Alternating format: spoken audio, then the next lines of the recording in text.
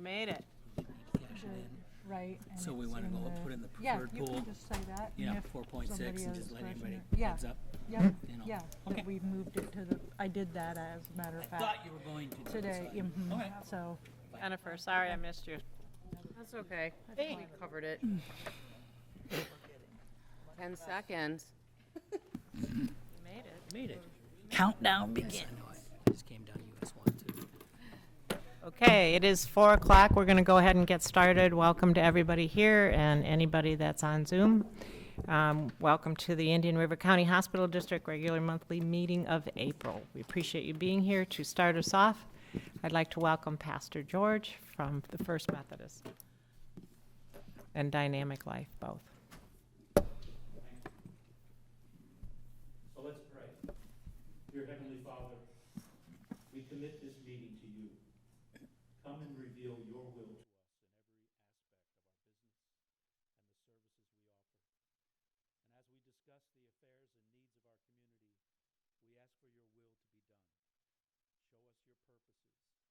Enlighten us with that we may know how you want us to accomplish our plans. We desire your glory and blessing in all we do. Direct our thoughts, our words, our decisions, and actions toward the right path, and help us stay in step with you. Let your will be done as we plan and make decisions this day. We pray these things in the name of the Father, and of the Son, and of the Holy Spirit. Thank you. I'd like to hear a motion of approval of the chairman's meeting minutes dated March 15th, the regular monthly meeting minutes dated March 16th, and an April disbursement of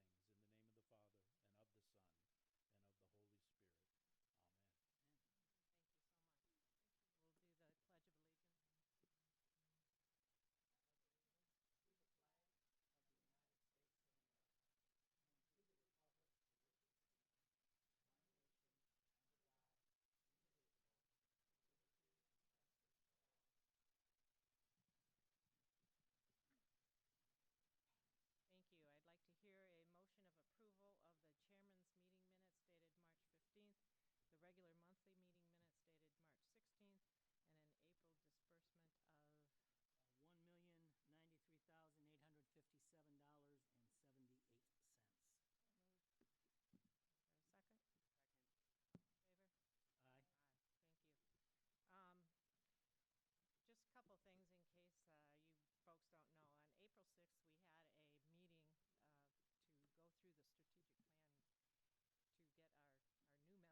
Thursday, I believe is your last day, Dawn. And just raise your hand. And I just wanted to personally thank you. You came in, this was a brand new position. We didn't really know what it was, except we knew we wanted a much deeper audit of our agencies so that we can make sure that they're accountable. You came in and created it. You've done a great job for us. So anybody coming in after you makes it very easy to come pick up what you've done and what you've learned. So we thank you very much for taking us to this level. So thank you, John. Yes.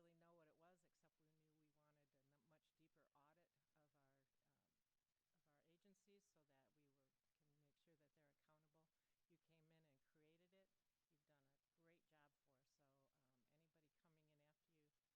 our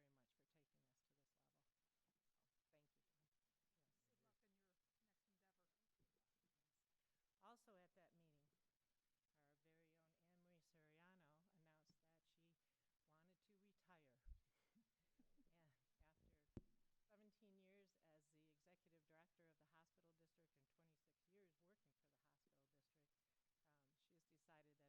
with her family, which is very good. So at that meeting, the trustees voted to allow me to go ahead and get an HR recruiter to look for somebody to take Anne Marie's place. Anne Marie is going to stay with us until the end of July to help us get through some of this budget stuff, and then she'll be working part-time for us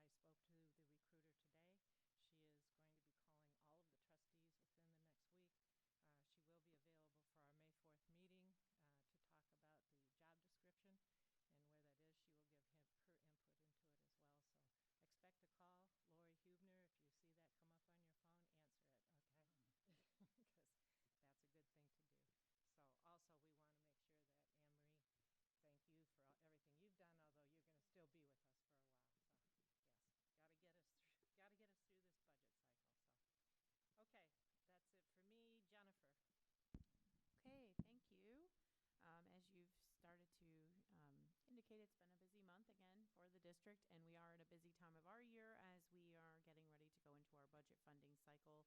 And we'll be meeting with various agencies that are a new agency to the district or a new program that we have not previously funded. So there is a lot going on with the district at this time of the year. As always, I'm available to each of you to respond to questions that you may have from time to time. Each of you do know how to find me, and so you do that well, and I hope that I do a good job getting back to you in reasonable turnaround time. We're also continuing to monitor the deadlines and deliverables due to the district under the lease with the hospital. Also following House Bill 199 with regard to some changes and requirements that may come forward for each of you as elected officers. Kate's also got a good bill tracker going for that, and so we collaborate in that regard, and we'll be bringing you some more updates on that when it's a little bit more final. And any requirements that you'll be required to fulfill, we'll make sure that you know about those. There's still a couple things on hold. We're continuing to monitor the county ordinance change regarding stormwater retention. You've heard me talk about this now for some period of months. It is still just kind of out there and on hold, so there's really nothing new or active to take action on at this time. Just wanted you to be mindful of that. As you all know, we have received the V&A's notice to vacate the Human Services building. That was extended until June, I believe. And so we have honored that with them and are still working through next steps for that property. The Cleveland Clinic did send representatives to tour that building in the middle of February. And now they are doing a little bit more due diligence before coming back to us with a further request. So if I receive anything else on that, or Anne Marie does, we will certainly bring that back to you. We also spoke yesterday at our meeting. I followed up on correspondence this month sent to the Hospitals Council back in January regarding a request to inquire as to whether the hospital would agree to voluntarily release our parcel out west. It's called Parcel C in our lease on 82nd Avenue and 12th Street. It is encumbered in the 18 amended and restated lease that we entered into with the hospital. They responded indicating that they did not want to release it from the lease at this time, but would be agreeable to come forward with more information about future use and intentions as those materialize. So we did have a little bit of discussion about that yesterday. So if anyone has any other questions on that or anything else, I'll be happy to take those questions. And I'm certainly working with our board chair as well with the requirements so that we have an open and transparent process as we look to find a new executive director. So that's also taken a little bit of our time this month, and I would foresee that it will probably in the next couple of months as well as this process continues. Okay,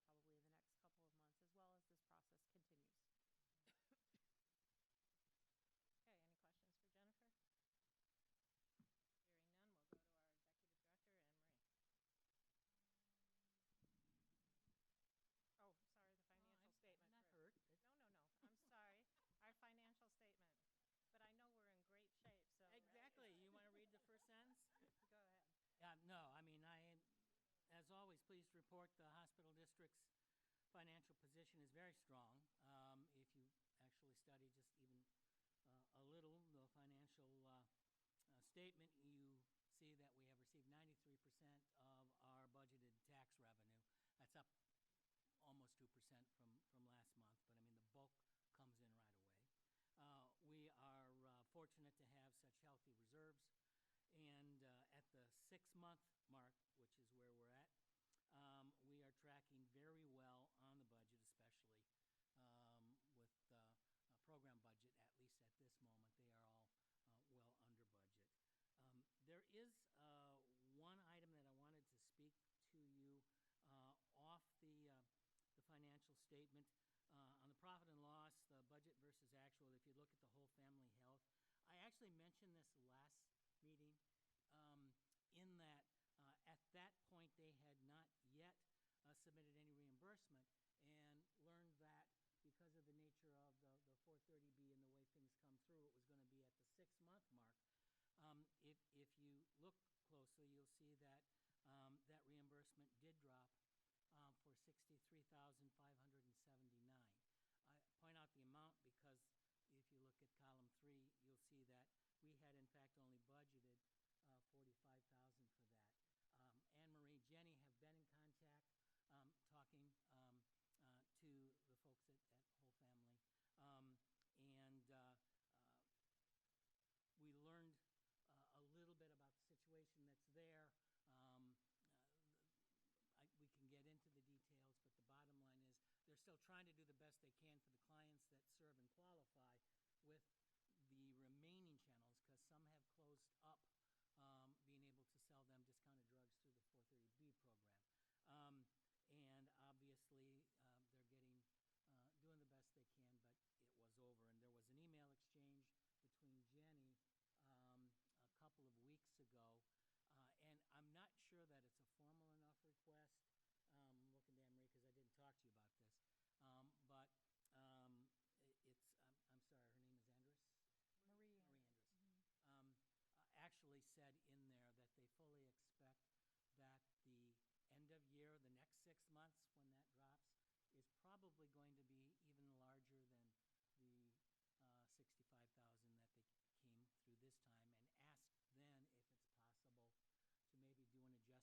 As a whole, in terms of the agency and what was budgeted, they've spent hardly anything in medical service and behavioral health. She was asking if we could do an adjustment within that so that they could continue.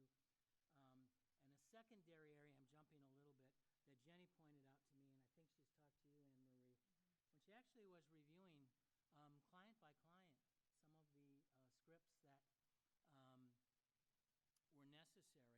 There were a couple of scripts that were really quite expensive.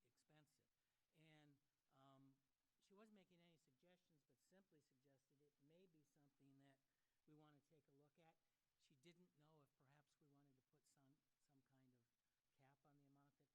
to put some kind of cap on the amount that could be spent per person. I don't know if that's a good or a bad idea. I don't think they'd be recommending any drug to somebody that they ever needed. That's the predicate from where my head starts, at least.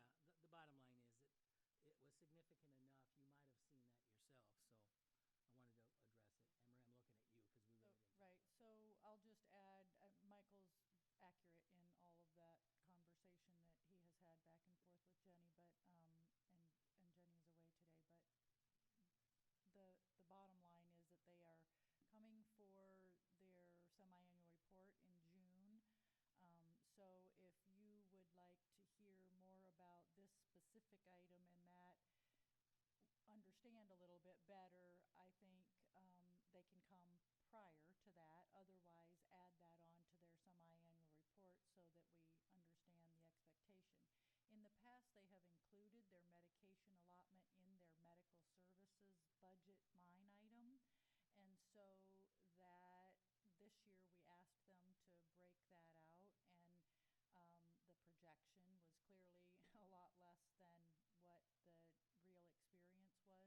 I think Marie at her last semi-annual report did say something about the 340B program and the difficulties they were having with that. I think even Vicki alluded to it the last time she spoke to us. So it does have some correlation with that. The reality is that, you know, we've always allowed, I think, organizations to as long as they're not going over their budget entirely, to swap those line items back and forth. So I don't see that as a problem. They did ask for, I think, double, 180-ish, if I'm not mistaken, for their medication allowance and less for their medical services in next year's request. So they're reallocating those into the right line items, if you will, so we can budget a little bit closer and better next year. But Maria is willing to come before the June timeframe and have a conversation with you about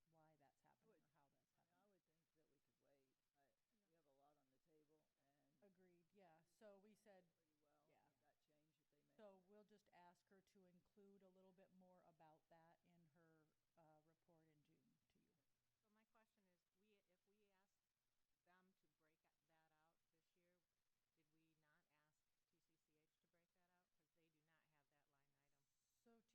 did we not ask TCCH to break that out? Because they do not have that line item. So TCCH doesn't bill us for any medication assistance. I don't know if they have their own, if they're able to get a different, you know, They have the 340B as well.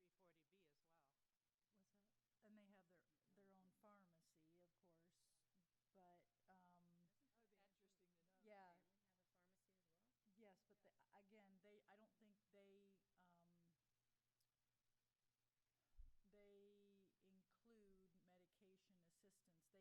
they use for their patients too, or some other voucher assistance with an outside pharmacy for those things they can't get through the 340B program or in their in-house pharmacy. I'm not sure, but we can have, yeah, just to understand why they're not asking for medication reimbursement as well. Right, and if that's So- included in there, because, I mean, they're way below there.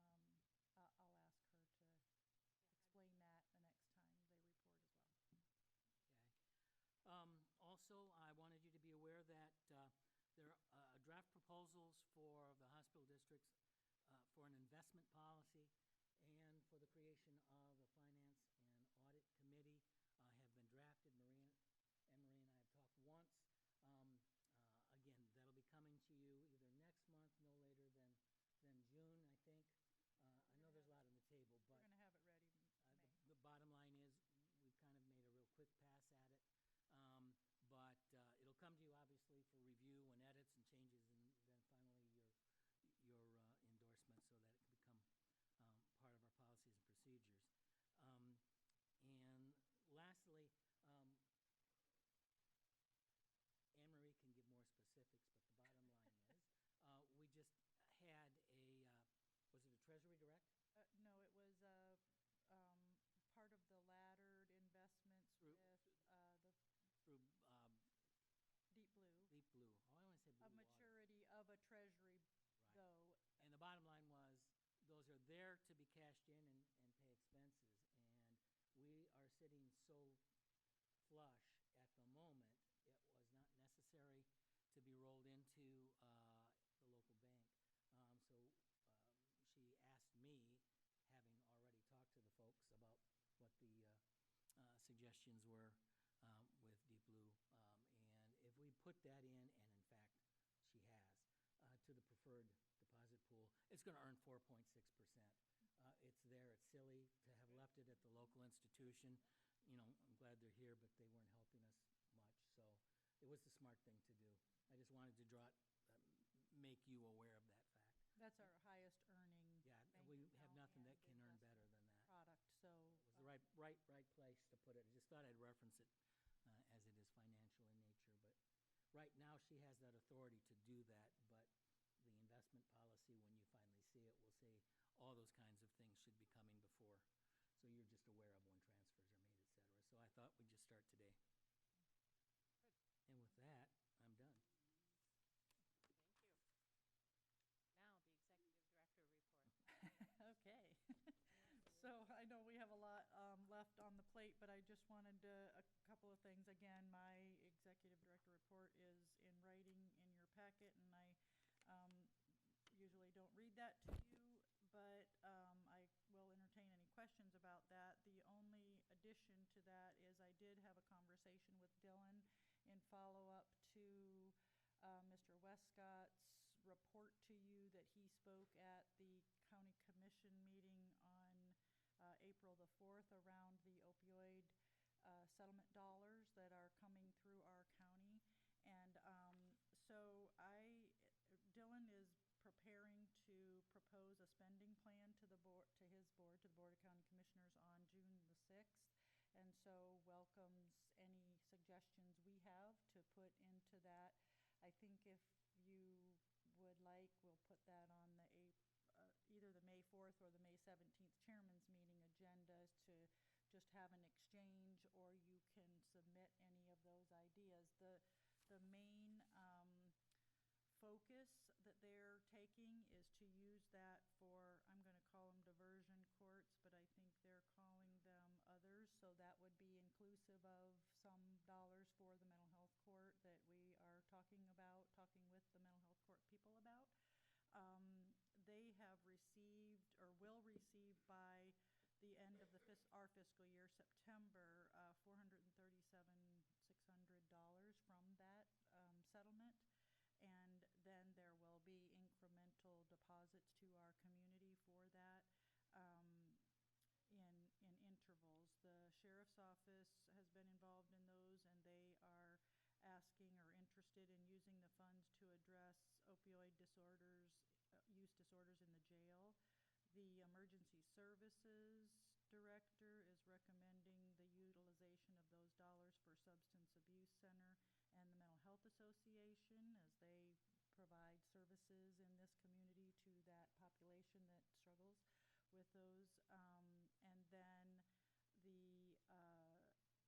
other suggestion was to augment or offset the increased cost of drugs used to resuscitate opioid overdose victims, which is the Narcan medication that they're using.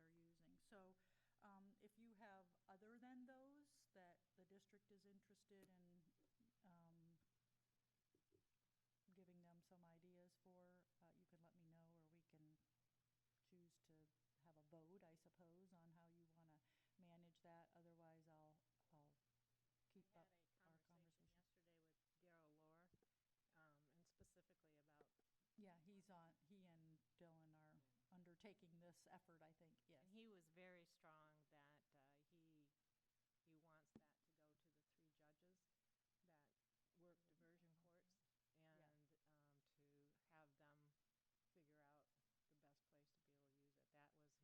That was his. Right, which I agree. I know other people want it, yeah, but that's where he believes it. So there's mental health court, there's drug court, and there's veterans court are the 3 courts that those dollars would assist. I just thought that was interesting that he was very strong on that. That's good news. And then lastly, I did receive just before I came here the update that the House Bill 199 that we were talking about and its partner bill, Senate Bill 620, did pass unanimously through the Senate Rules Committee. So that is the final committee for that particular bill, both on the House and the Senate side. So it looks like that will go through. So I have reached out to FASD to, maybe get specifically how that impacts, as, there are some suggested conflict of interest for a couple of our members here with the organizations we either work with or you work with. And then how that passes down to other organizations that we fund that may use your services as well or be partners with. So I'll probably get with Jennifer and also the legislative people to make sure that we have a real strong understanding of what the impact of that is for us personally. And there's also some ethics training and things that they'll be required to do. So we'll get that put together, and we'll get a memo out to everybody with what the requirements are. Is not working, but I guess whoever the commissioner is, they're shutting him down in this one, so. Yeah. When a House bill passes, when does it start? When is it effective? Anyone? Jennifer, or anybody else? That in front of me. It indicates July 1st. when it takes. July. Usually I thought July it was 1st, July. probably. Okay. It's usually July of the following year. The following year. I think Following year, no, the same year, isn't it? I would Would be think the- it would be. It's the Same year, like it would be July 1st of July 2023. 23, Yeah. yes, because their session will end That's correct. in April, May of, May. Okay. yes, I'm sorry, July of the year, correct. So, I mean, we don't know if that's you can't be on something like this if we don't really know. I don't Don't know. really know means. that yet. Again, I did reach out to Mr. Ramba, who is the chair, I suppose, of the Florida Association of Special Districts Board, and so, yeah, to try to get some clarification. July 1st, 2023. Yeah, yeah. Pay your assistance on it. Be good to know. That's Easy. it, yes. Yes, it would. Okay, thank you. Any other questions for Anne Marie? All right, we will go into our funded agencies. We'll start with Camp Haven. There is fine, yep. Yep, that's fine. Good afternoon. Good afternoon. How are y'all doing? Wonderful. With the funding, we have used that for mandatory random drug testing, and we apply it a couple different ways. If somebody comes into the agency that is not in recovery, they're in the cycle once a month just to keep them honest. And I think if you look at some of the reports I did, I caught one guy decided to, it's a good thing to go out and smoke some marijuana with his card. But guys that are in recovery, we do mandatory twice a month. We have performed 116 drug tests in 6 months, whatever that number is. And what's amazing, when I did the report, it kind of shocked me a little bit. We have approached now 58%, and that number is growing, of the people that are coming into Camp Haven that are in recovery.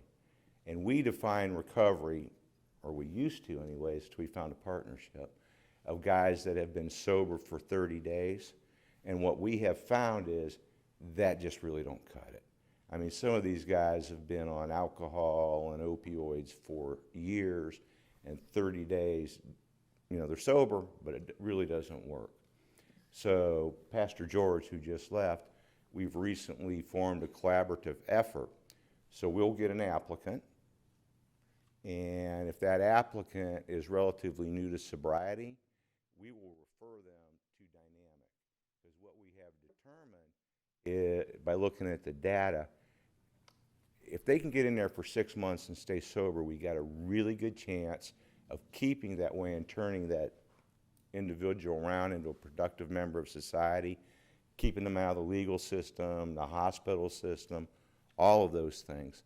And I think in the course of a week, we probably get 10 to 15 calls, and at least half of those, I can't service. Can't service them. 10 to 15 a week? A week. A week. The need is huge, but not all of them are sober, so you got to try and refer them. And the other problem that we hit, quite frankly, in this county is there is no detox facility that meet their needs. Yep. Come on now, 3 days. Yes. 3 days if you have an alcoholic and opioid addict. Well, 3 days, they're probably just now hitting acute withdrawal syndrome. Right. They can die. They can die. They get out, they come see me, we fill out an app, we talk, I try to get them somewhere. 6 months later, guess what? I see them again. And I always knew who they are because they're walking down the street and they got their little bandage or their little hospital bracelet on. But looking at the numbers, I can tell you that drug testing is a tool. It's just a tool. Doesn't make somebody sober. Doesn't necessarily make them want to stay sober. But they know that I'm going to test them, so that helps out tremendously. Of the ones in recovery, 43% of those guys failed. But 56%, 58% is a pretty good number for somebody in recovery. The guys that are in recovery that stayed sober, and as of this report, that was 8 of those folks, they are hitting every metric and everything that we've asked of them. And when you look at the numbers, one of the things we got to kind of get behind on the numbers is the permanent housing was well below our standard of 75%. It's got nothing to do with relapse. I've got 5 guys that I can't get out because I have nowhere to put you. And these are all guys, just FYI, they're all in the service industry, $15 an hour or less. $15 an hour or less. You heard the story, and I'm going to call him Mr. K. just to keep his name out of the. I've known Mr. K for years, and he spent 5 years in the woods. I mean, junkie, alcoholic, anything he put in the system. He came into Camp Haven probably 2 years ago, and so what can I do to get in there? Well, first thing you can do, Mr. K, is get sober, and here's where we want you to go. Well, he went actually New Horizons, got detoxed, ended up at dynamic recovery. Go back 8 months, he comes into our program. He is a star resident. It's a star resident. So my point with these guys is if you test them, you educate them, and you counsel them, they can succeed. But we can't do it alone. I mean, we need help. We need a first-class detox, and we need partners like Dynamic Recovery to make this thing work. Otherwise, it's a revolving door. You're going to see them in, and I see the same names again and again and again. Let me give you a story, not a success story, but a failure, absolute failure. This guy came to us from prison. I think he served 2 years in South Florida for felony DUI. So that means he had at least four DUIs. He comes to us, we take him in and think, oh my God, this guy's been sober for 2 years. How great is this? Doggone it, first test, guess what? Fail. Okay, we'll give you another chance. It wasn't 2 weeks later, fail. How could we have helped this guy? Probably, in hindsight, I should have sent him to Dynamic, because I can tell you from the bottom of my heart, these guys that don't go into a program like that and have a spiritual foundation will not make it. Just don't. How long can they stay at your place at camp? Well, the magic number used to be tops at 2 years. For somebody that's doing really well right now, I can't tell you. I've got a guy that's been there 3. He's doing great. And He how many makes people 15 can you? I think he makes $14 an hour. I don't have anywhere to No, put him. of course. How many people can you house? How many I can units do you house have? up to 26. Okay. That's kind of pushing it. Currently, I have 17. I have three on a waiting list. They're in various states of recovery. And they're all from Indian River County. Yes. And is that Well, a requirement or what's? let me preface that. Some of the homeless guys, you know, home to them is where they lay their head that night. Right. And it's basically the treasure coast. They float back and forth between Indian River County and St. Lucie County primarily. Is Dynamic able to take everyone that you send? I wish. No. Okay. I didn't think so. I think their capacity right now, I think there are 25 residents.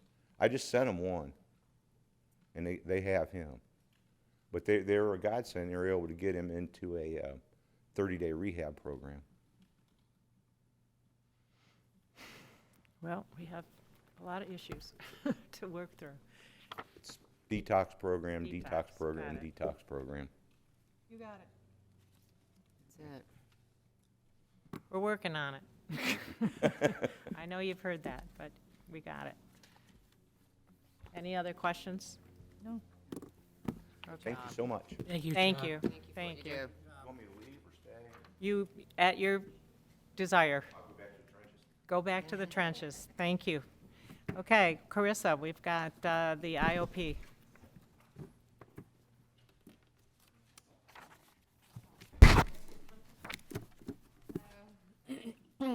Feels weird without a mask. I'm like, we're free. It looks today. good. Thank you. you look like, really? I know, right? Okay, so for our IOP programs, we have opened it up to adults now, so we're serving 18 and up.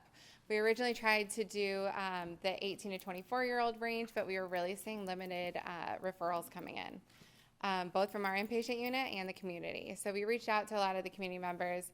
We stretched it about 3 months where we were really working to try to get those referrals in, but with the little volume and already increasing our staff, we went ahead and reached out to you guys, and with permission, we opened it up to 18 and up. And we've seen a dramatic increase in the amount of referrals coming in, and now have our full IOP groups running for the adults as well. So thank you for giving us permission to do that. We've also started outpatient DBT groups, both for those that have graduated from our IOP program and are just looking for a refresher, as well as those that might not meet full criteria for our IOP, but yet still would benefit from getting those groups once a week. So they're once a week for an hour each one. And we did separate them out from middle school to high school. So 2 separate groups. That's been something that has been a challenge that we've noticed, and something we're trying to kind of do a little bit of work around. Our middle schoolers are very, they're in a different emotional place than our high schoolers, and it is just 2 different treatments, essentially, 2 different ways of treating it, and probably 2 different group dynamics. So paying attention to that, you know, with our current census as well as going forward for the future. We have already also increased our individual therapy and family therapy.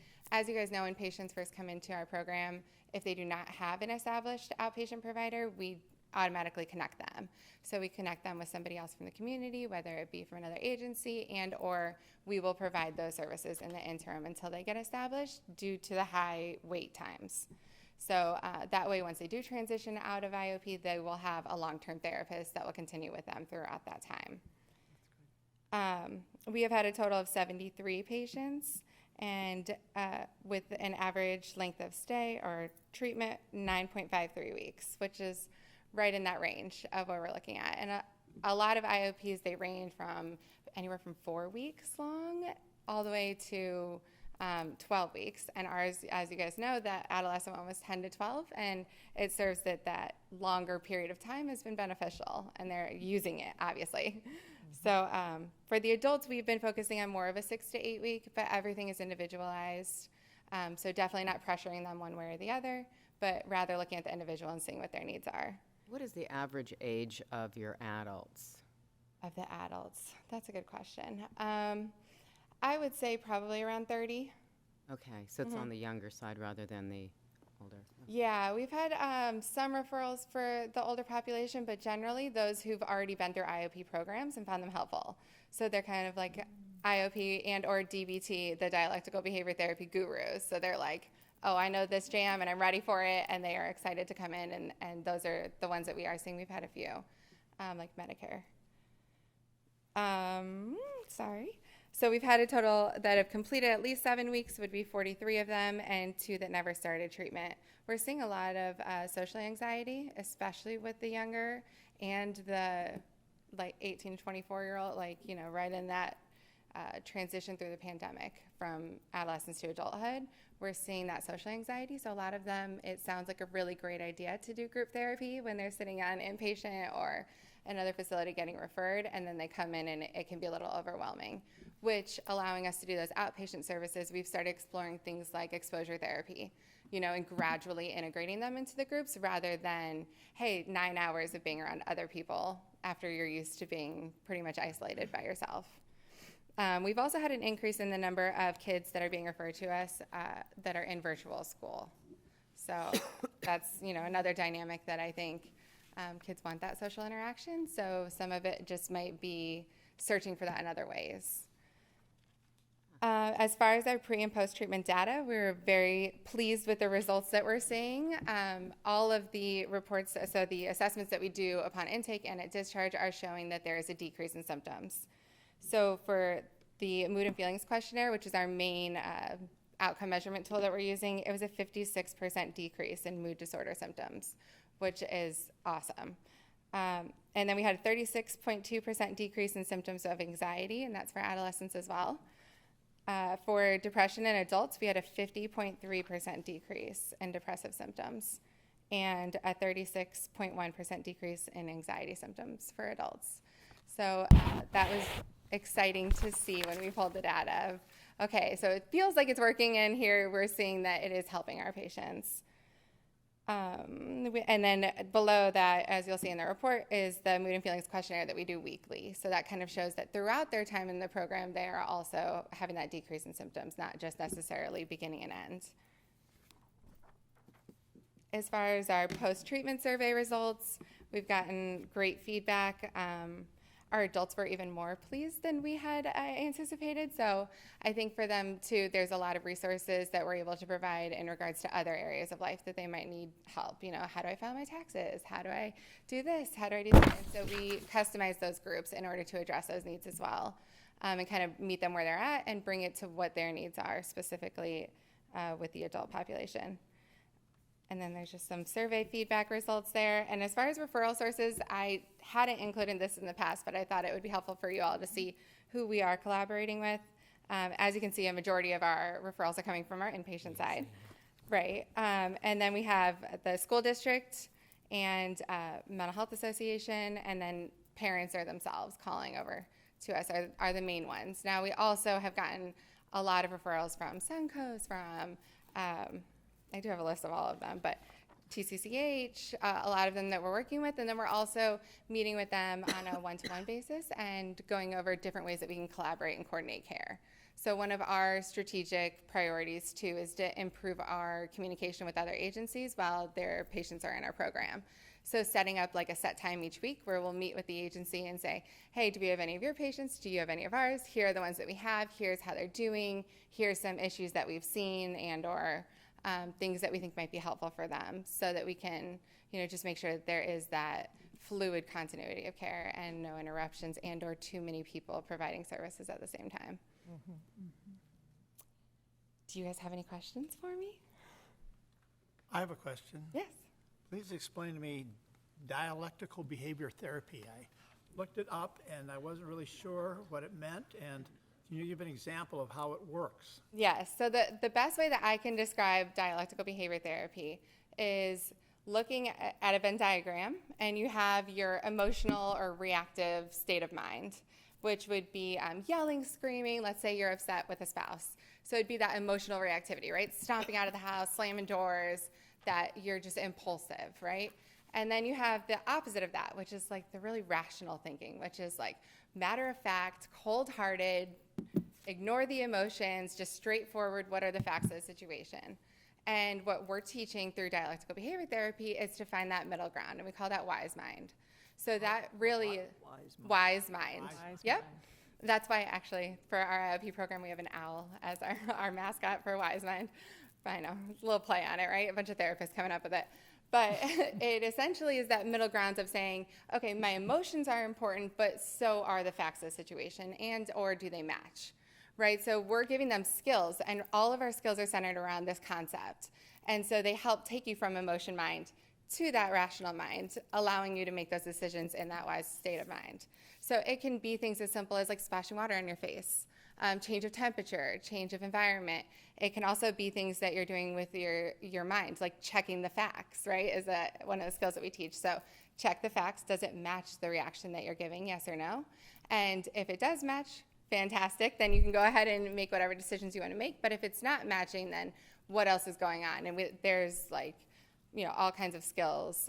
But it's really just a massive coping skill box, right? It's something that they can always resort to, always go back to and use. And really what we promote is pick what works for you, because not everything works for everybody.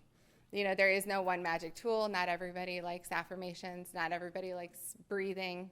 When I focus on my breathing and I'm upset, I just start to hyperventilate, It's just the truth. Some people it works. And so really trying to get them to actively test out these coping skills in life and then come in and talk about it openly with their peers is our dialectical behavior therapy model. Is coming in every day, let's talk about what worked, what didn't work, what urges did you have, and then what urges did you act on. So they document on their daily log whether they had any aggression urges, substance use urges, self-harm urges, suicidal thoughts, and or anything else that they may be targeting in their treatment. And then they say whether or not they actually acted on it. Because I think a lot of times in society we assume, oh, if you have that urge, then you act on it. But the truth is that we're constantly resisting those urges. And I think validating that for people is really powerful. And it's seeing the gray between the black and white, essentially, is what dialectical behavior therapy. It doesn't have to be all or nothing. These are disruptive people. They have disruptive programs, and you provide an intervention for that disruption in life? Absolutely, right. So whatever it is that they're dealing with is impacting some area of functioning in their life. Okay. And our goal is to help them be able to regulate. So a lot of it is about emotional regulation, regulate their emotions so they can get through the day. We are not asking them to, never react when something goes wrong in life. It is just being strategic and giving yourself an opportunity to make the best choice rather than just reacting and then dealing with the fallout. Thank you. Absolutely.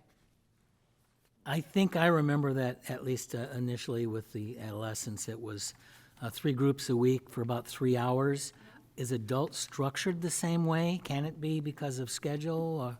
So we do the adults in the morning, so it's 9 to 12 Okay. is the hours that we do, and it is 3 hours a It's- day. it- Yep, sa- and we moved our days over, so we're doing Mondays, Tuesdays, and Thursdays, and then our Wednesdays are our psychiatric provider days, so that they can see the psychiatrist. And that's also the days that we're doing our outpatient DBT groups.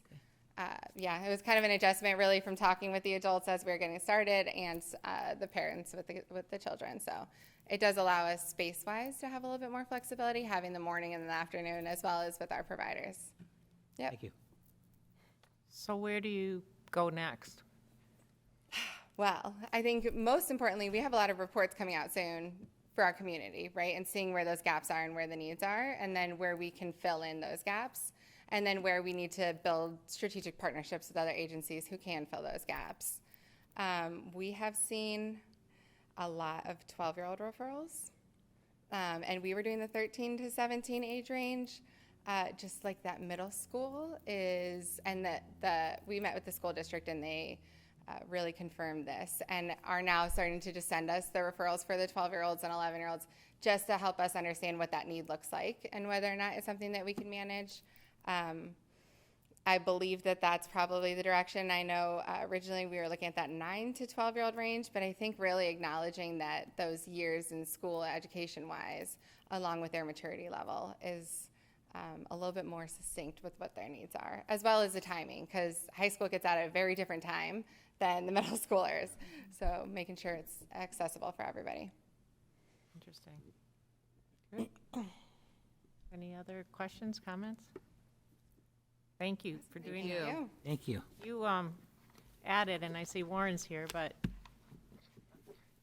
you added a financial piece here for the emergency room. You going to speak to that? If you want to speak to the emergency room, then I'll wrap up with the finance for both. Okay.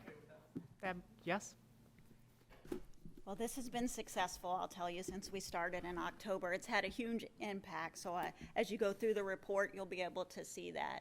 We've seen about 850 psychiatric patients through our emergency room since this program began. Of that, yeah, that's a lot, right? Is that unduplicated? Yes, unduplicated patients, yes. And that started when? October 1st. Wow. Okay. Of that, every one of those patients had an assessment by our rapid behavioral response nurse, a medical assessment. About 88% of them seen the psychiatrist and had a psychiatric consult, and then 29% of them received the crisis assessment from the licensed clinician. As you can see, part of that 29% I expect to increase throughout the next 6 months, because we were building up the program with licensed clinicians. We're currently at 3.7 of our FTEs, and we got to make it up to the 5.0. With the current rate that we're at with staffing, we are covered 24/7 as of April with a licensed clinician. So those caregivers that I have now, they're covering those schedules to fit the vacancy shifts that we have, so those patients receive those services. We are probably the biggest impact that most people would be the most impressed with, and as the patients, is the wait time from the time that they've received all their medical clearance and the time that they arrive at the behavioral health center. When we started in October, it was around 5 hours from the time they got their medical clearance to the time they landed at our door at BHC. Last month, we ended a little bit under 2 hours. And that is strictly related to the fact that we've got those licensed clinicians and that rapid behavioral response nurse in that ER working directly with the patients, the medical provider, and the psychiatrist. So things are moving along very quickly. You can see the dispositions there. For the patients, about 68% of those patients are ending up at the behavioral health center, whether it be involuntary or voluntary admission. I was really surprised to see 25% of those patients had to end up going to our medical floor because of some medical reason, whether it be from the overdose or, we've seen a lot of increase in cardiac issues with our population. So 25% has went up to our medical floors. receiving care there, receiving psychiatric consults daily. The crisis specialist is seeing them daily. And then once they're medically cleared, they're either coming over to the behavioral health center or they're being transferred to a least restrictive environment, meaning they're home. They've got a support system at home that can manage outpatient services, and they don't have to be inpatient. But 25% is pretty significant. I can tell you probably the last 5 years, I keep hearing behavioral health patients are sicker, but I've never seen like the stats. And then from creating this data and pulling it, it really puts it into perspective to what our behavioral health patients and substance abuse patients are facing. And then 7% of those patients, we were able to lift the Baker Act. So that's pretty significant. You know, that means they got Baker Acted by law enforcement, a community provider, and then once seen in our ER by these behavioral health specialists, we were able to find other treatment methods, other modalities, least restrictive, that they could get the services instead of being hospitalized.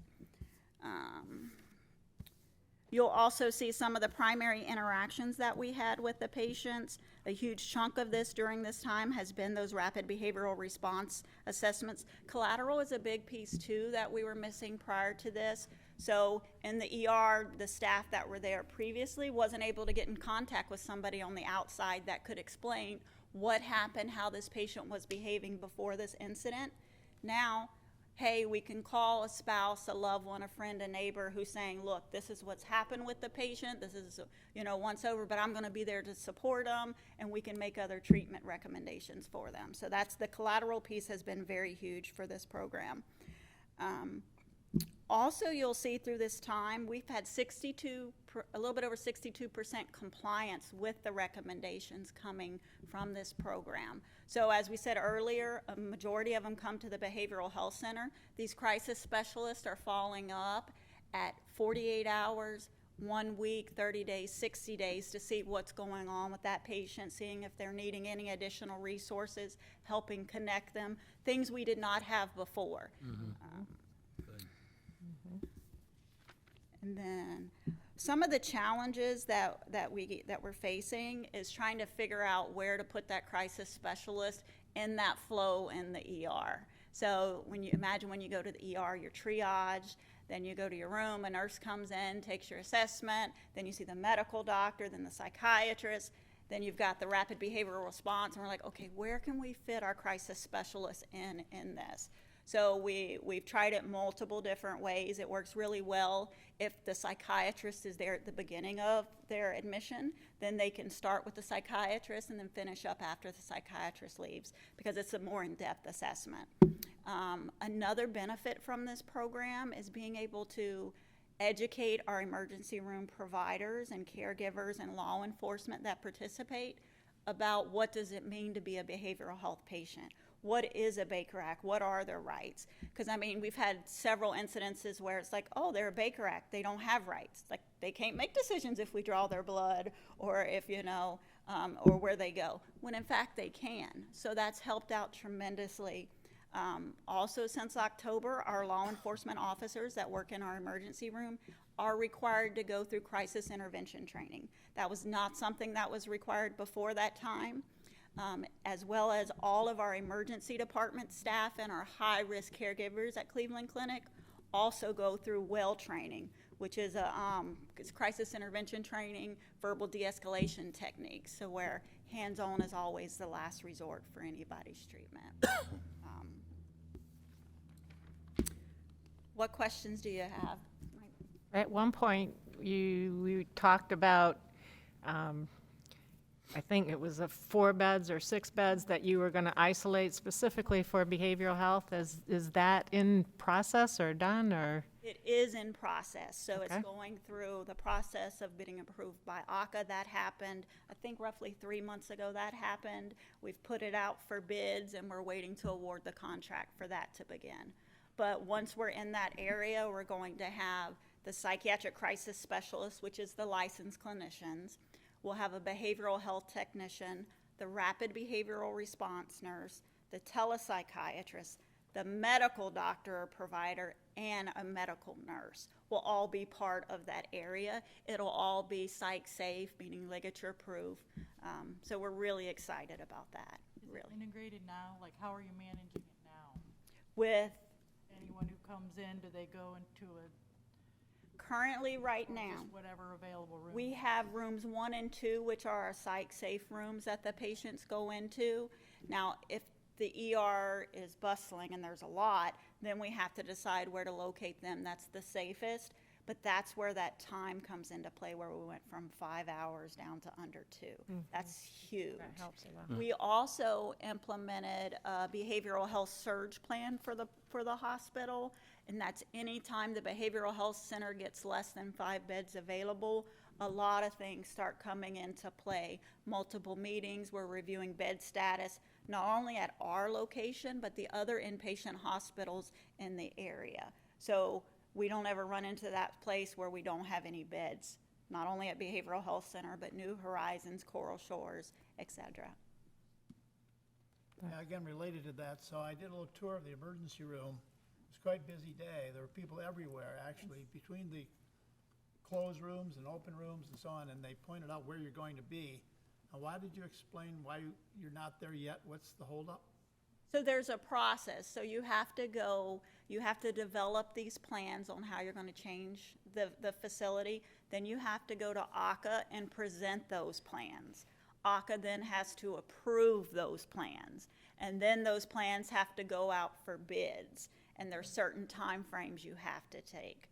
We've been doing this since, I think, March of last year, trying to get this. You've certainly sped up the time factor. That's Yeah. essential for Yes. more safety, which you mentioned at the end of your first paragraph, to improve safety for patient and caregivers. We know that needs to happen, so it sounds like you're heading in the right direction. Very good. Correct, thank you. Everyone's put in a lot of work on this, a lot of work, a lot of man hours. But it's been better for the patients, the staff, everyone overall. That's really good. Thank you. Thank you.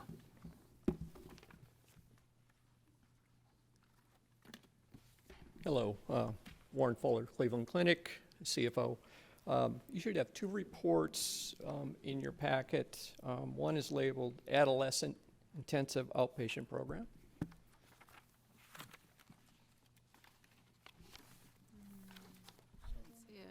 I don't. You were only given, okay. Oh, I did, yeah, okay. Well, I'm going to go over that briefly. You won't have it, but I will send it so that it gets to the trustees. I apologize. I thought I sent it to Jen. I wanted to update you for year-to-date September 22. So the last time I reported out to you for financially was August of 22. So it's, we usually wait 4 months because it usually takes that long for the insurance companies to final settle all the claims and stuff. So we ended the year with $516,000 of revenue. 125,000 of that was from the United Way Johns Island and the Indian River Community Foundation. The district funded 107,000. The budget was 203,000. So the remaining payments were from Medicaid and managed care providers. So we far exceeded. We actually collected $283,000 from insurance companies. That's good. They did a great job. That's great. I mean, it all starts the scheduling process to get paid. Kudos to those guys. They really did a great job. Far exceeded our expectations. We were expecting $133,000. That was our budget from insurance companies. We ended at $283,000, so $150,000 favorable. Huge. That's really. So that allowed us to reduce our funding request to the district by $100,000 or $96,000. At the end of the day, our operating income and loss, when you take the revenue of 516 less expenses of 514, so we $1,980 surplus. Okay, so we're going to net that funding back to the district through our funding requests for the remainder of the year to make it 0 for 22. I'll jump over any questions on 22, and I do apologize, you guys, you don't have this. Year-to-date March, so this is the first 6 months of this year. Our revenue is $304,000. 171 of it is the district, 62,500 is United Way and the other community groups. Medicare and Medicaid and managed care are $72,000. We do have some concerns there with the healthcare emergency being terminated. All of the Medicaid recipients have to apply for Medicaid now. So I don't think we're seeing any problems right now, but just kind of as the funding, it's a concern. There's no reason to be overly concerned at this point, but I just want to kind of let you know that those numbers did decrease a bit, and I'm not sure it's related to that necessarily, but it's something that's out there. So our revenue is 304,966. Our expenses were 256,224. So we're in a surplus position by $48,000. So we did start to reduce our funding requests, and we will continue to do that for the next couple months so that we're at zero. And we'll get there. I think next month we'll be at zero because of the budgeted amounts. Good. So. And then the one you do have is the emergency room. So the revenue is $225,000. That is for 5 months. We did start to reduce our funding requests in March to the district because we had this surplus. So our expenses were $158,706, and as Cecilia mentioned, we have some FT. It was a startup year. So they came in slower, and then she's at, what do you have, 2 positions yet that we're looking at, 2 or 3? 1.3 FTEs. So there's a bit of a timing lag, but we'll true this up as well by May. So it'll be at zero. Good. ID followed by pound. Any questions on the reports? Oh, it sounds like you're managing it well with Medicare and Medicaid, and that's really outstanding. I mean, because I know in the beginning when we first put this together with the Community Foundation and the United Way, and I mean, there was very little hope of getting outside money. So I think that's really done a very nice job for doing that. Yeah, we were very happy too. Yes, I'm sure. Thank you. I'm sure you were. Thank you. Okay, now we have New Horizons.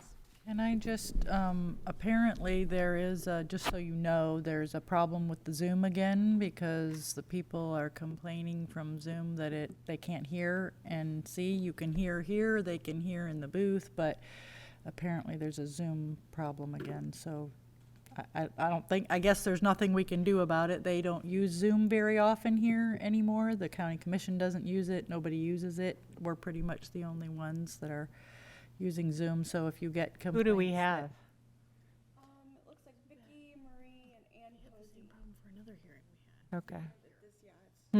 We're Another board I represent had the same problem. It's something with the county. Yeah, it's the county. We test it at the beginning of the meeting. He goes out on his phone and we can hear it, but 9 times out of 10, I get messages throughout saying we can't When I've hear, been on it's it. garbled, you Yeah, you have that can't hear. experience.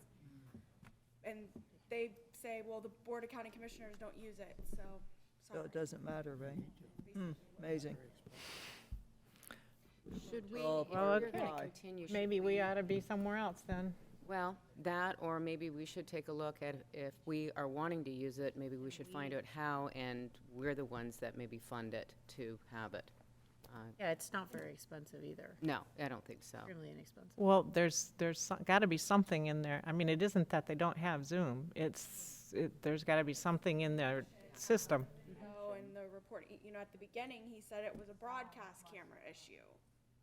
But, I mean, does that ever happen at the Board of County Commissioners meetings? Like, I just feel like it's our meeting. They don't have the Zoom. affected. Yeah, but he was saying it was the broadcast cameras, and all those meetings are broadcasted on channel 27, just like this one is. Well, have they identified what the issue is? Apparently not. So I don't know how to fund something. They don't know what the problem is. Contact your Maybe administrator. staff, we can contact IT Yeah, and find out Well, what that's they. she done. We'll I say hello brought to the new Adam, man. we had them here 2 months ago. County commissioner. I'm not sure. Talk to your county commissioner. Yeah. And the new county. Well, they don't use Zoom, administrator. so that's the response I get. They don't use. Right, but that doesn't, I don't think that that answers the question. If you've got a district that's part of your, And others, I mean, like I said, we had the same Yeah. problem with another county board so, Yeah. a couple weeks ago. I think you should go to a higher up, whoever that is. Okay, I will. I can call, Yeah. I'll call I can Laura. assist you with that. Thanks, Karen. Okay? Yeah. Okay. Now can we move to New Horizons? All right. That's okay. No, it's important to know that. I mean, it's not an issue of us talking into the microphones or those. People are closer than others. Okay, well, maybe we can be more conscious of speaking up. Hello, I'm Robin Kirby. I'm stepping in, filling in today for William Wins. And I'll be introducing our new CFO momentarily as well. Just to start, to give you an update, a lot has happened since the last report I did here a year ago, and even 6 months ago since the last session.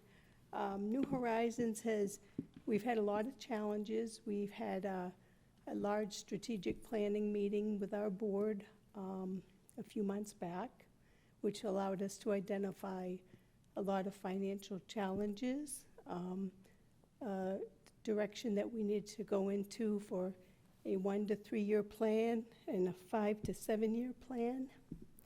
But some of the things that have happened over the past few months that we can highlight as very positive items. We started a short-term residential treatment program, long awaited. We were supposed to initially open in January, and due to some staffing delays of hiring, we were able to open March 20th, and we have 7 clients in the SRT program. So we're very happy. That's something the community's been waiting for, and we were able to get that done despite some challenges. We also, one of the things I talked about at the last presentation was that we had done a staff survey across the agency, and one of the things that kept popping up was training. Because, not only for challenges with staff hiring, but staff retention. So we created the training department, and that's going very, very well. We hired one of our long-term employees who had worked in HR and was familiar. He was also a CIT trainer and had worked on the unit for years as a tech, and he had been promoted several times. So we implemented a training program for all our RSTs on the inpatient units, our techs, and he runs that program now. So when new techs and RSTs get hired and they come on board to work on our various inpatient units, he has a complete, streamlined, standardized training, and that has helped us retain almost all of the staff. So we started there, and once that was built up and going well, we hired a nurse educator.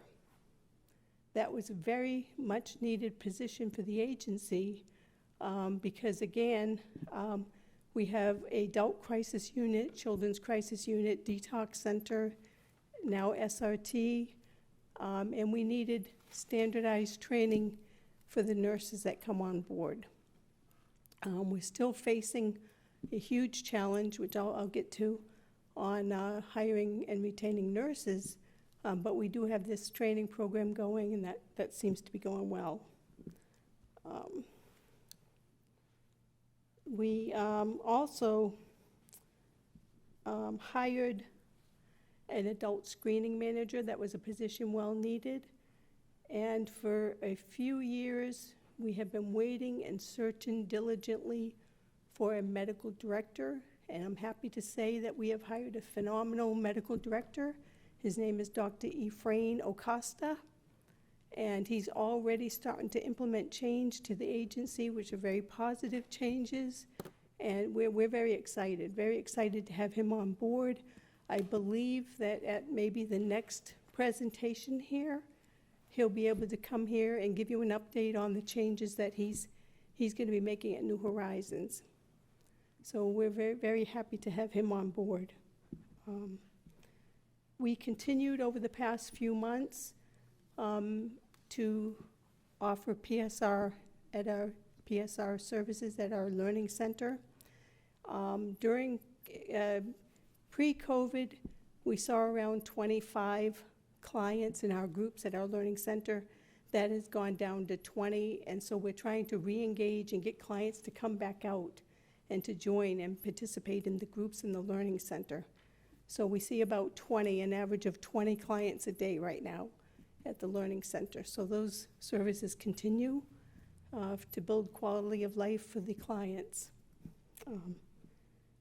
We continue to see the clients through our prevention program at your various schools. Between Sebastian River Middle School and Vero Beach High School and Freshman Learning Center, we have seen 475 students in the last 6 months.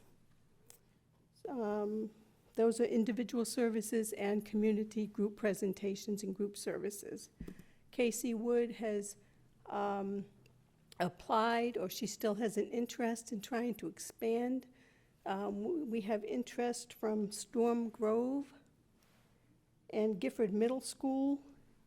They keep requesting services. They've reached out to Casey, and that's something that I think she's going to put into a proposal or continue to try to meet with Indian River to see if there's something we can do later to expand into those 2 schools.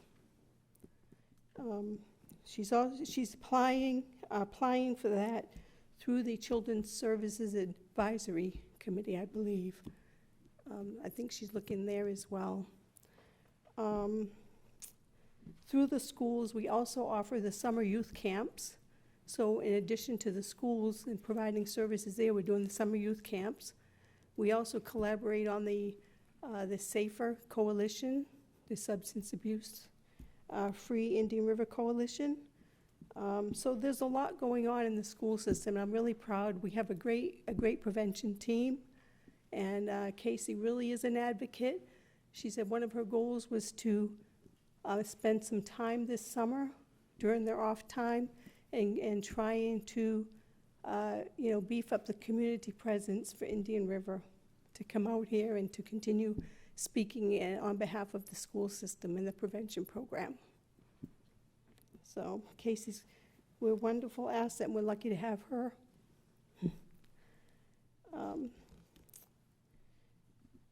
We have a lot of Indian River clients that get served in the various programs. Our mental health court program, we have 3 wraparound staff that we're working with. We talked to Vicki Sewell about the programs and about the expansion of those possibly going away, but she's trying to get a grant to continue those services. And Amanda Busman had asked us for a year proposal on what it's going to cost to keep that, because the state's apparently getting rid of that program by June 30th. So I know and I appreciate that you all are trying to work as a bridge to gap that for the next 3 months following. So those are things we're trying to work on behind the scenes to make sure that those clients don't slip through the cracks and that the wraparound services continue. So we're going to continue to work on that as well. But we're very excited. We also, our independence recovery program and our detox program saw a combined number of 91 clients from Indian River residents.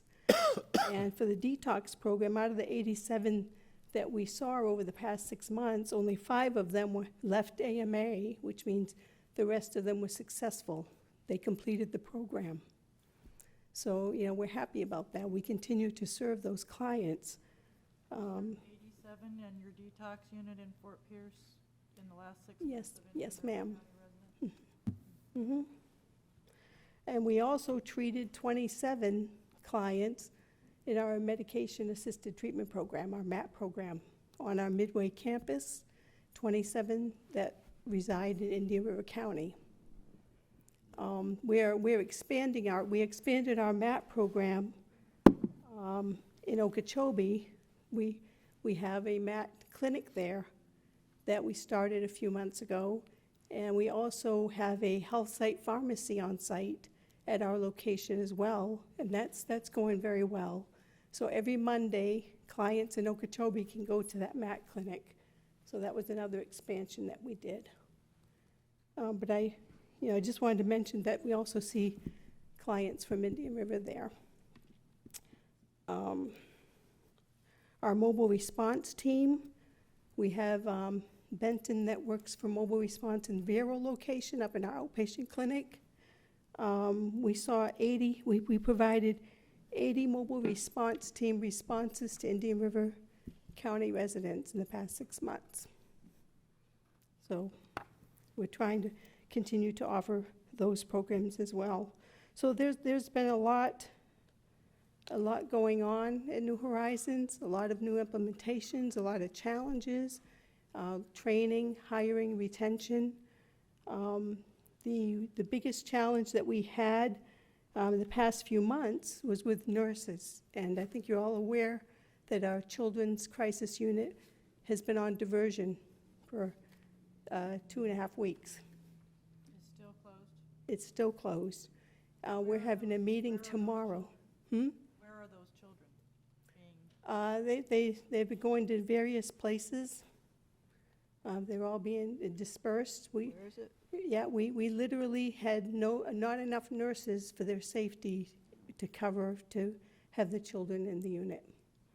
We had nurses calling out. We had nurses that were working multiple jobs, that left to go to become travel nurses, that left to work at the hospitals for more pay, more benefits.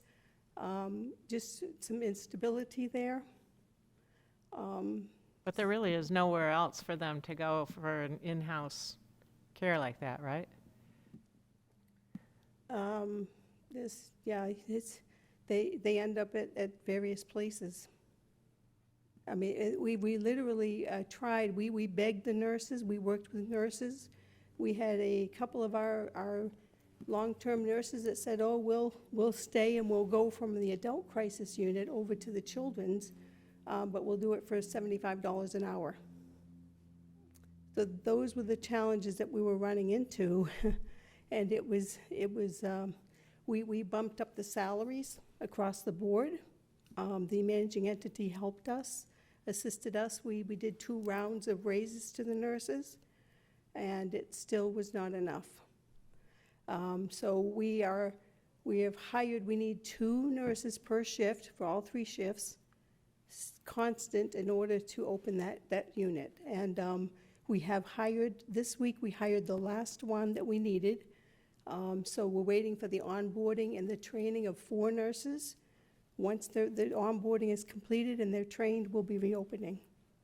And we're going to have a meeting tomorrow with HR, with William, and to discuss the reopening date. And how long's it been closed? 2.5 weeks. Mm-hmm. Have you had people inquiring about it? Oh, every day. We're on Monday calls. Every Monday I'm on a call with Maggie DeCampry from DCF, and No, I'm talking about patients inquiring to come in, and where can they go if they can't get into New Horizons? That's what there is no, where else do you send them? So what happens to them if they come to your crisis? Well, yeah, yeah. I mean, I personally know what happens to them, but I think our community needs to know. Yeah. How we're not able to serve that population. Mm-hmm. Yeah, it's really tough. It's really tough. It's tough things to answer. And when we're on the call, we get every week they're asking for an update. When can you open? When can you open? Every week, every Monday. We give an update on our detox unit, our adult crisis unit, and they constantly ask, when can you reopen? And how many can you take when you do reopen? We have up to 20 beds. The managing entity funds 2, and the rest are insurance. You'll fill those very quickly when you open. Yes, ma'am. And we have to be prepared and we have to have stable nurses that work fully for us, that stay committed, that don't call out. You know, we can't by law not have it staffed, and when we had nurses calling out because they had 2 or 3 jobs, it was leaving the kids very vulnerable. We had to borrow and rob Peter to pay Paul, so to speak, of the nurses from our other Is there units. regulation for you guys? And if so, does whoever that governing body know that you had to stop seeing Yes. these kids? And then in order for you to restart, they have to come in and maybe inspect and whatever to say, yes, you're okay? Just restart? Or you just No, get no, your we staff just, and we you just start? need the nursing staffing, and we need them all trained and on the roster, and once we do that, we can reopen. There is no other legal step. And we had discussed the nursing shortage at our strategic plan, and like I said, hiring a nursing educator has helped. It's helped us on the adult unit, but we did not have enough to cover also for the children's unit. So as soon as we get them hired, we'll be reopening. And like I mentioned, we hired Dr. Acosta, which is also helping with our admissions program for our adult unit. That's also helping us. And we had a CFO that we had hired that did not work out, so we've had a couple of bumps in the road on the financial team. But I'm happy to say that we have hired Thomas Nikolic, who's here, to speak to any concerns you have on the financial status of the agency. A question for you. How many board members do you have? We've had turnover on our board as well. We now have, I believe, 7 board members. 7 board members? And those 7, how involved are they with your operations and what situation you're having at this time? Well, we meet weekly with our board chair, Catherine Hensley. She comes in and meets with William and I every Wednesday personally, comes in and sits with us to discuss our financial status and to discuss where we're at with the nursing shortage. You know, we have our monthly board meeting minutes, and so the ones that are still with us are very involved. What other regulating bodies do you have? Because you receive ample public funding, is that correct? Are there other governing bodies that you have to report to? The count, yes, obviously all 4 counties. We have all 4 counties. We receive money from Children's Services Council. Yes, and What about the state? yes, we have to report everything to the state. If we go on diversion, we have to report that as well, and we have to work with DCF as well. So if you're in a financial crisis situation, do you have to report all of that to those governing bodies as well, the state? Yes, we do. They get copies of our audit reports and our financial statements, yes. How close are you to being closed down? I would not say we're at that point, at all, but, I mean, again, that's something that our CFO can speak to. Thank you. You're welcome. Any questions for me, other than I could have Thomas come up and speak with you? Can I ask a question about the mental health court? Yes. I've been serving, Michael Kent joined me, didn't join me, was there, to be very clear, when I had to be absent. The mental health court task force, we haven't seen representation from New Horizons at those meetings, and you all are such a critical piece of the diversion of the alternative court systems. Yes. You know, particularly the mental health court. I'm just curious as to why there wasn't representation and being there as part of the solution. It's part of the solution in what regards? In funding and understanding what expenses are and what your piece of the puzzle is and your ability to continue those services? Well, we have the mental health court services in Martin County, and we have the Indian River Mental Health Court as well, and everything. And John Poley attends all of the mental health court meetings, and we're in financial talks with the Martin County group. The 3 wraparound positions we have are part of the contract we have with Southeast Florida Behavioral Health Network. That's our ZNA 35 contract. Right, right. And we're in regular talks and meetings with them as well on that. Okay. What we were told during the initial Zoom call several months back was that that contract was not going to be renewed because the money was diverted to another plan for the state, and that they were trying to put together a 1-year grant to expand that. And so we gave a full financial picture of what it would cost for us to go forward a year, and we gave that information to Amanda. Okay. Okay, that's a little different story than. Didn't you reach out from the task Yeah, force and to then have a we've representative? reached out several times to New Horizons asking for a representative on the mental health court task force, where we've been doing exactly what you described, and nobody responded, attended, provided information. Okay. I'll keep it. Okay, I just wanted to know if there was a reason, if you were aware, or. No, I think that it might have been a miscommunication as to Okay. what that task force was to be doing for us or with us. But I am involved now, and I'm working with Vicki Sewell and with Amanda and with our finance team. Great, great. Thank you very much. You're welcome. Robin, I could ask this of your colleague as well. I'm a little curious. We had expected that the CEO, Mr. Wilms, was going to be here today. Do you know why he's not? Thank you for being here. I'll start there. Thank you. But it's a bit of a disappointment because there are concerns. Yes, Mr. Wims is on PTO. Okay. That's. All right. But you said that you were going to be meeting with him tomorrow. Yes, on a call. On a Yes, call. he's agreed to be on a 9 o'clock call tomorrow. Okay. Thank you.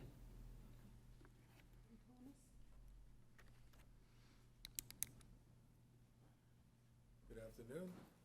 Good afternoon. My name is Tom Nikolic. I didn't bring a presentation for the financials for this specific committee, but I was invited to join. I was planning to join anyway. I'm happy to address your questions. I've joined the organization a couple months ago. I'm not sure I'll be the perfect candidate to answer all your questions, but I'm happy to address what I can, and whatever I cannot, I'll take back and Well, probably return. the concerns that we have are, first of all, your services are much needed service in all 4 counties. Much needed. I mean, we actually wish there was more than what you have, okay, for one thing. But we have, and this lady here that I just said was not going to be with us from an audit perspective, she has learned a number of things, but when a professional auditor says there's substantial doubt about the entity's ability to continue as a going concern, that's a huge, huge red flag. And we've had some other instances where we've had similar kinds of things, and we as a body have made the decision to not continue to fund that. My concern is we need your services desperately, and yet we don't have any comfort that this situation is improving and or being addressed. And I guess we need you, and I apologize, you've only been there a couple months, God bless you, walking into this. But we have to have some assurance, and I know that that's why Karen asked about the board and how involved they are and that type of thing, but we can't continue to put money into an organization that doesn't look like it's going to make it. Correct. I think that's a very fair assessment. I think the findings are accurate. I learned much of this as I joined on. And we all do our due diligence before we join an organization. None of it is insurmountable. That is what I've learned. There are opportunities that we can leverage to turn it around, to start to turn the needle in the right direction. It'll take time. I can assure you that We've attempted to look at a variety of areas, labor cost and some vendor partners agreements that we could perhaps leverage if we only focus on the expense side. Our revenue side, there's much opportunity on that side, scaling services, looking to leverage some of the services we provide today and how to maximize opportunities with our clinicians and our professionals to shore up our controls, to improve upon who we do business with, how we collect that, and how quickly we collect that. There are some tools that have not been in place that we've instilled and put in place. Forecasts, cash flow projections, regular reporting, and ensuring that our partners are seeing what we see so we can lend that sense of comfortability and assurance that we're putting our best foot forward. And I believe that we will be here. The going concern is a one-year look. We believe that we will be here next year to have a different conversation. And I'll pause and see if there's any question. Well, I would just say, I mean, we're not going to wait a year to see, did it work? Okay. I think we need some assurance from your board and yourself, some plan, it's got to be something more than trust us. We're moving in the right direction, and it's got to be before 6 months or a year. I mean, we're in the process of this budget timing for our next year's budget, and I got to say right now, I don't know how my fellow trustees feel, but I would be very inclined to not want to continue the budget without having a lot more assurances that there is a plan in place to turn this around. Do you plan on submitting an application? Because we're past deadline and... Our plan is to submit an application. I personally requested an extension as I learned of the submission after the deadline. So unfortunate there. Your team's been very gracious and worked with us on that deadline. So we're pulling that information together as we speak. You lost $617,000 last year. How's the first 6 months of this year looking for you? Our first 6 months had us at a loss of $1.8 million.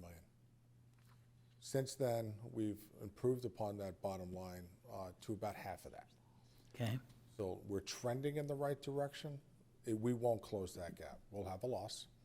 I don't have that number in front of me just yet. Some of what I discussed earlier, I think, will help to lend itself to that bottom line. But we're working towards that. And we're trying to get to a break-even period, month, and then start to move in the right direction. I don't know of any healthcare provider that utilizes nurses that isn't going through what you're doing, I mean, in this country, unfortunately. But it's interesting that the auditors are pointing out, wasn't really referencing nursing, it was referencing you need to get people in the finance department that can send out bills on time and get payments that are due you. I mean, these are obviously organizational and management issues as much as service delivery. Service delivery is at the key. I mean, it's where the rubber meets the road and where you make the difference, and you have for a long time. But it's concerning.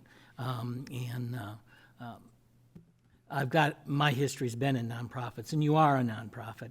And I'm sitting here wondering if at 7 board members are even, does that meet the requirements of your bylaws? You've got a big mountain to climb. I'm not saying that can't be, you can't do it. But you're hearing, we've got significant concerns. I don't know, and you are clearly fully aware of the significant deficiency findings in the audit and what's there. But you need to find a way with Mr. Wims and all of the staff to present to this group, and I'm only speaking for me, but I've heard it from at least one other. you're going to have to convince us, and we're not, you didn't come here to do that today necessarily, but I think that's something that needs to happen within a pretty short period of time. You had a strategic meeting, that's wonderful, I mean, that's a start, but we need to see the plan, we need to see the timeline. It's great to hear you were honest with us, it's great to hear that you started off this year even worse, but you're already starting to fix some things, it appears. But you got a ways to go, and help us see it. Thank you for the commentary. I think it's a fair assessment. I don't think anything you read in the audit report was inaccurate. Yeah. Part of the purpose of the audit report is to learn those things, and some of that's a little bit more drastic than you like to learn. We have some very good people that work in this organization. There are some strengths that we could tap into, and there's some, we recognize there's some folks that perhaps might be a little bit weaker than others, and we're trying to work within the confines of what we have to deal with and the constraints we have to deal with, and it takes time to assess that, and we've put in some controls to assure that what we're billing for, we're collecting. What we're presenting in services, we're putting into a claim, and we have controls from the initial point that patient comes through the door to its end result. So revenue cycle management, not just pushing paper like a biller would do years in the past. So I think there's some conceptual changes. I think the team here is strong. I think they've been pushing in a direction. I don't know that the seat that I'm occupying, the fact that it's been empty for a while, or has been revolving, has helped the cause. And I think that's a much needed arm to the leadership of this organization to help them stay disciplined, stay on point. And I think that, I think there's an opportunity. I can see it. We will prove that to you, and for you to judge. Remind me, what is your total budget, overall organization? We do about $27 million. 27 million? And you said you're going to have a loss of about $1 million. I didn't say that. I said that we've closed the gap by half. As a 6-month period, we had a $1.8 million loss on that figure. We've closed the gap by half in 3 months. I don't think that we're going to close it much further, but that remains to be seen. We haven't implemented much of our plan yet, and as we do, that will still drop to the bottom line. So I believe that it'll be better, but I can't say we'll be at break even. Yeah, okay, thank you. I would just like to make sure that when you come, because it says that you have an extension until the 26th, which is next week, right? Yes. So I'm assuming that you will be lined up to come to talk to us about the request that you've got, and at that time be able to convince us that this money is well spent. Again, I reiterate, and I don't know if everybody feels the same, we need you. We need you to succeed in our county and all 4 counties, because you are the only place that does what you do. And so we want to see you succeed. We're not here to say, just go away. But you need to say if there's something that we can do to help you or whatever, but you also need to convince us. Thank you for that. We acknowledge the same. We acknowledge our position in this area and understand that. And again, I think it's, I think the train's off the rails a little bit. We're putting it back on. I think there's an opportunity. If I'm as honest as I could be, I think that we're moving in that direction. It's just, I don't know if it'll be fast enough to satisfy everybody, but I think we'll be here to the going concern comment, that we'll be here to at least be able to change that point of view. The people and the patients are who suffer when at a moment's notice an entire unit shuts down. If your whole organization shuts down without any fair warning for people to scramble to find another situation, that It would be a disaster for us. it's a disaster. In all the counties. Yes, in all 4. You've been a dynamic, the old joke was you were the 800-pound gorilla. for so long, doing so much good. It hurts, it's sad. I'm feeling it. I know you've got an abundance of issues to overcome. I'm gonna hold a good thought for you, but again, pull what you can together, aspirationally at least, in a plan, and share that with us as soon as you can. We really appreciate you coming in today. I was going to say, I'm interested in understanding how you're going to communicate this with Mr. Wims. What will be the process for him to understand the severity? Mr. Wims and I have spoken often on this topic, and we're developing a plan in order to execute, to show the outcomes. We went after the low-hanging fruit at first. There was, for obvious reasons, those finance folks in the room would get it. There was some quick turnaround The points. severity of the issue with the hospital district. Oh, I understand. Okay. I'm just, Okay. my point is that we do communicate regularly. And, Okay. And I want you to be comfortable in that notion. It's not just fluff. And we do, he does understand the position that we're in, and it's a challenge. And So we should expect to see him. I would suppose Right. so. And we can't expect to speak hear for him. from him. I know, but it really needs to loud and clear. I mean, I had some communication with your board chair today via email, albeit, but, and other members of your board who I happen to know. I mean, we've all been working in this community for a long time, and so we know most of each other for a long time. And it needs to be loud and clear, because it's not just the hospital district. I mean, we're peanuts to you. I understand that, but you're important to our community and all of these communities. And when your CEO, the head of your organization, I'm just speaking from that same perspective, doesn't hear from, there's no response, not only to the hospital district, but to the mental health court people, to the other providers in this community, it's crickets.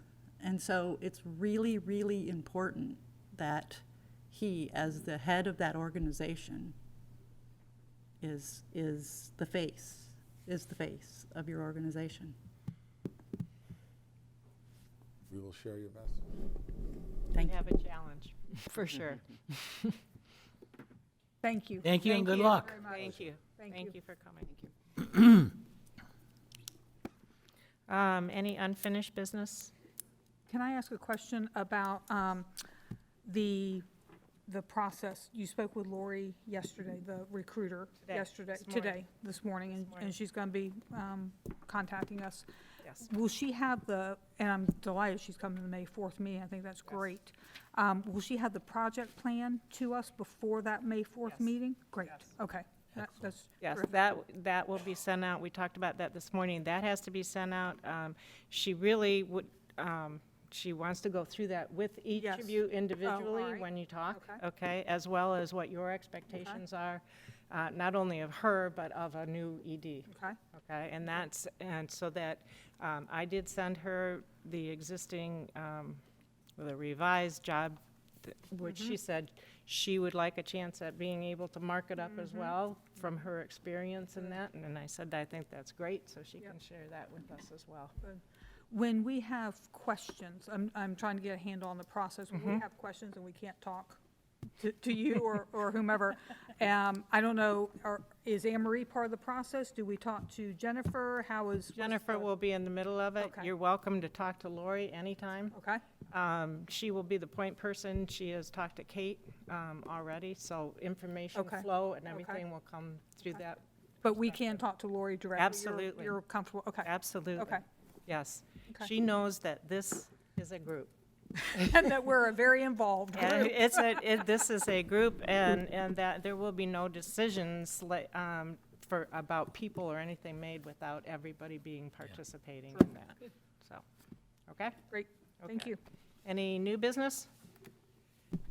Any other business? I'll have another business. I meant to mention during my report that we did receive communication, I think that the Mental Health Association sent to their board about some letters of support to the funding, the state funding that is coming to Mental Health Association in the state budget. And so I just want you to know that I worked with Paul about that, and he and I wrote a senator letter and a House of Representative letter that's going to come under both of our signatures, and Kate's going to get those out to all of those people on the appropriate committees tomorrow or Monday. And she'll send you a copy of those, and you too as well, Dr. Cromer. Thank you. Yeah. No, it's important that we also participate in supporting I was the going to say, is there agencies. anything that we should do? Yeah, okay. Yeah. Wow, okay. Any public comment? I don't think so. Okay. Thank you all for being here. We appreciate it.